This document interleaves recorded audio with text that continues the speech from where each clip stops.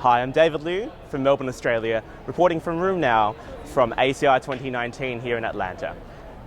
Some really interesting ANCA-Associated vasculitis abstracts on the floor today, and really practice-changing kind of stuff.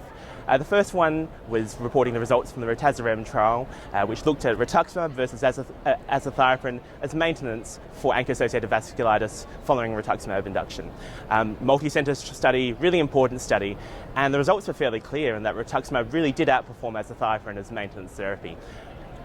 Really impressively though, the safety profile comparing between rituximab and azathioprine was pretty similar, even in terms of hypergammaglobulinemia, the kind of thing that you might worry about if you're giving rituximab every 4 months, like they were doing in the study.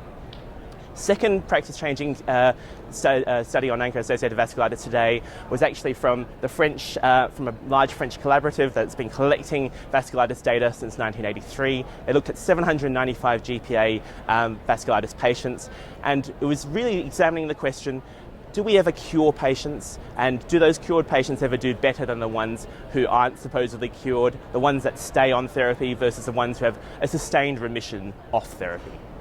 And comparing these patients at 3 years, 5 years, greater than 7 years, they didn't find any difference between the two groups.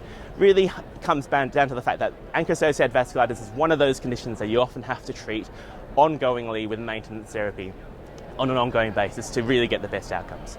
So really thought-provoking stuff in ANCA-associated vasculitis today. There's some interesting abstracts from the French group in coming days as well.